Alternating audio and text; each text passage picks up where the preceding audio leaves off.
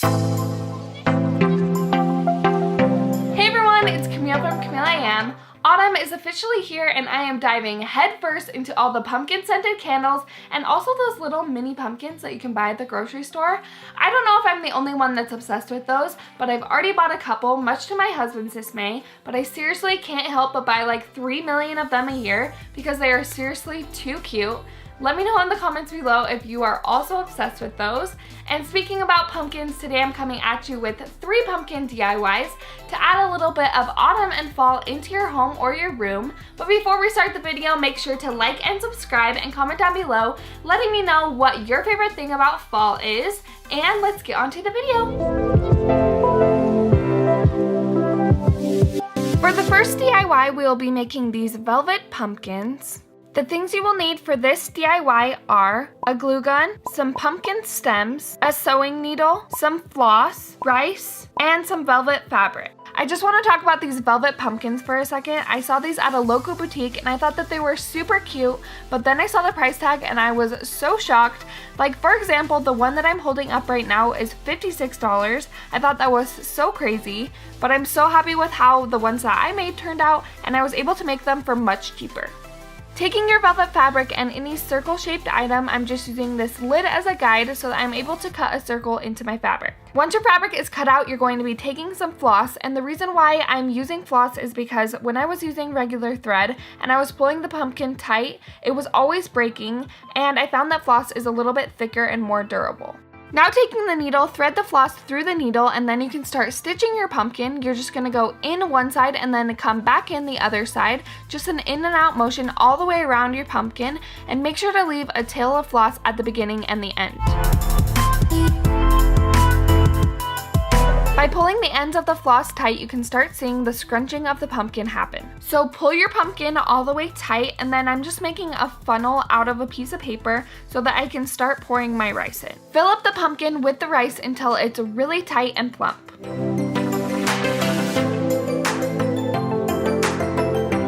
Pull both ends of the floss tight and then tie it in a couple knots to secure it, and cut off the excess.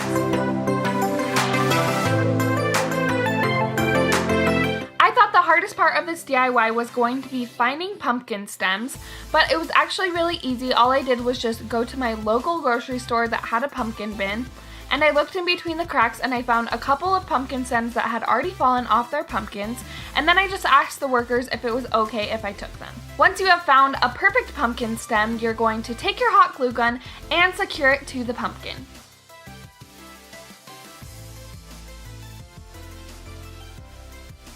I could not resist making a bunch of pumpkins in a bunch of colors and different sizes. Here's the velvet pumpkins all finished. I seriously am obsessed with how these turned out, and they were so much cheaper than the ones that I saw in the store.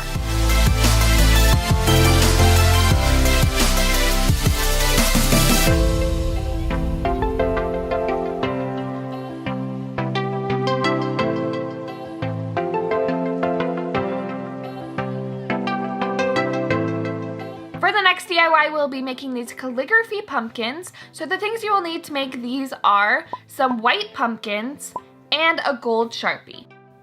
This DIY is so super easy. All you have to do is write the saying of your choice on the pumpkins with the gold Sharpie.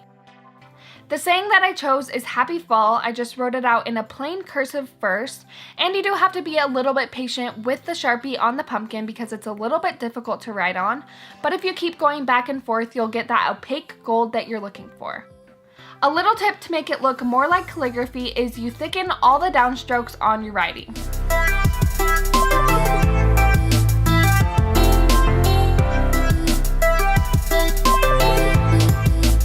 Kept thickening and fixing my letters until I got what I wanted.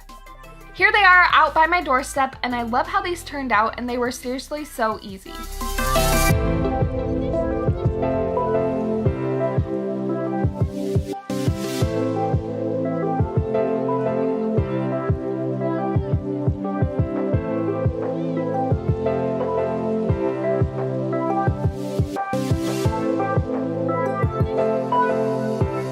The next DIY we'll be making is this pumpkin succulent arrangement. The things you will need to make this are some moss, a couple succulents, a mini pumpkin, and a glue gun. I started off by taking the stem off my pumpkin, and this is actually perfect because you could use the stem for one of your velvet pumpkins. Put some hot glue on the pumpkin and then arrange and glue the moss around the top of the pumpkin.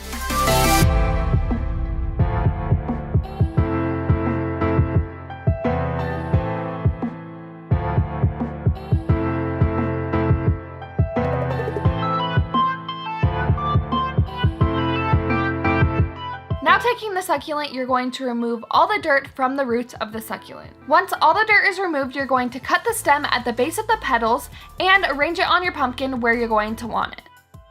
Then do the same to the other succulents.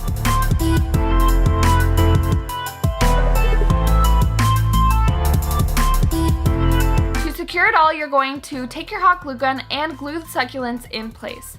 This might make some people a little bit sad for the succulents, but it actually doesn't kill them. Once the pumpkin isn't good anymore and you have to throw it out, you can remove the succulents and they might have already started rooting, and so you can plant them somewhere else.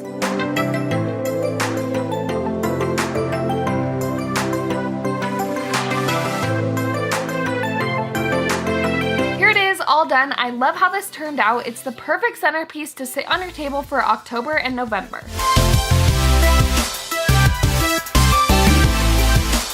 For the last DIY, we'll be making these concrete pumpkins. So the things you will need to make these are some mold putty, a plastic pumpkin, and some concrete powder. I just have to talk about my total fail for a second. I was trying not to have to use the mold putty, and I read online that you could make a mold using 100% silicone. So I followed the directions and it turned out so terrible. It was so sticky and made such a mess. And so I ended up using the mold putty anyway, but I used a coupon at Michael's and I got it for a lot cheaper. Open up your mold putty and mix both of the colors together in equal parts until they're thoroughly combined.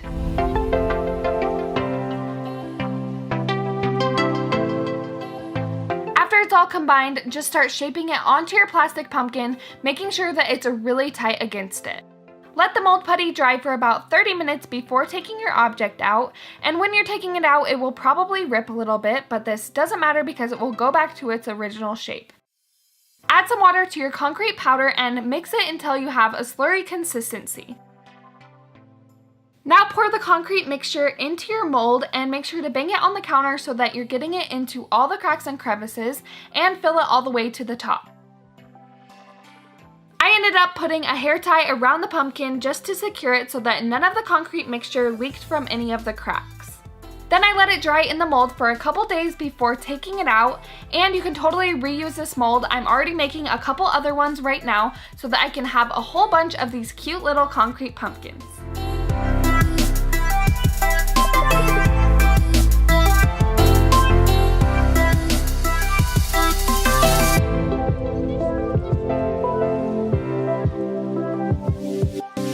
Thank you so much for watching. I hope you enjoyed making these 3 pumpkin DIYs. And before you leave, make sure to like and subscribe and comment down below letting me know if you're going to try out any of these pumpkin DIYs for yourself. And also check out my blog and my Instagram, which will also be in the description below. And I will see you in my next video. Bye!